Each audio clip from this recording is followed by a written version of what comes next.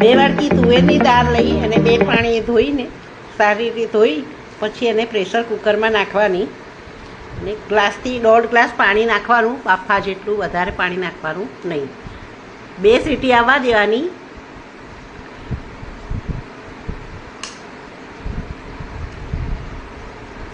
બે સીટી આવી જાય પછી એ બાફેલી દાળને બીજા વાસણમાં લઈ અને ગોળ નાખવાનો. 3 થી 4 ચમચી ગોળ નાખી દેવાનો. આપણે જેટલું ગળ્યું ભાવતું એ પ્રમાણમાં ગોળ નાખવાનો. પછી બદામનો ભૂકો થોડોક હતો એ નાખ્યો છે અંદર. આ ઓપ્શનલ છે, નાખવો હોય તો નખાય.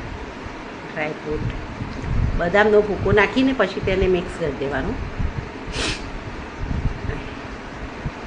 અને સતત હલાવતા રહેવાનું, જેથી ગોળનું પાણી વરે અને બળી જાય પાણી ત્યાં સુધી હલાવવાનું. થોડી ખજૂર લીધી છે, ખજૂરને ઠળિયા કાઢી અને છીણી અને એને થોડું ઘી મૂકી 2-3 ચમચી જેટલું ઘી મૂકીને ખજૂરને સાંતળી દેવાની ઘીમાં. પછી એને જે આપણે તુવેરની દાળ ને ગોળનું વેસન છે ને એની અંદર મિક્સ કરી દેવાની. પછી સતત હલાવવાનું.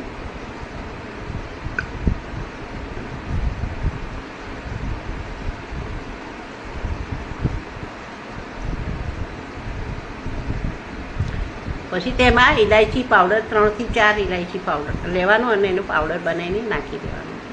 તેમાં થોડી ખસખસ ભભરાવી દેવાની. ખસખસથી તેનો ટેસ્ટ સારો લાગે છે. મેં રોટલીનો લોટ બાંધીને મૂક્યો તો એમાં તેલનું મોણ નાખવાનું અને સહેજ કઠણ લોટ બાંધવાનો. બહુ ઢીલો રોટલીનો લોટ નહીં બાંધવાનો.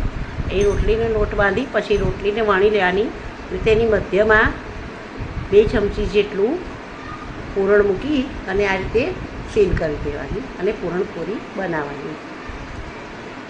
આ રીતે પૂરણપોળી વાળી અને વણી લેવાની. વણી અને પછી તેને લોઢીમાં નાખીને શેકી લેવાની.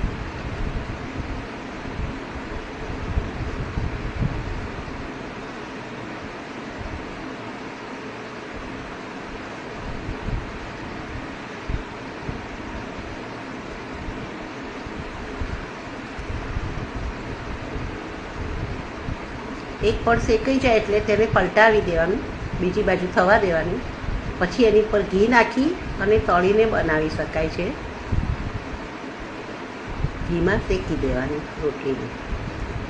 પૂરી ઘીમાં વધારે સારી લાગે છે, ઘીમાં તળી દેવાની.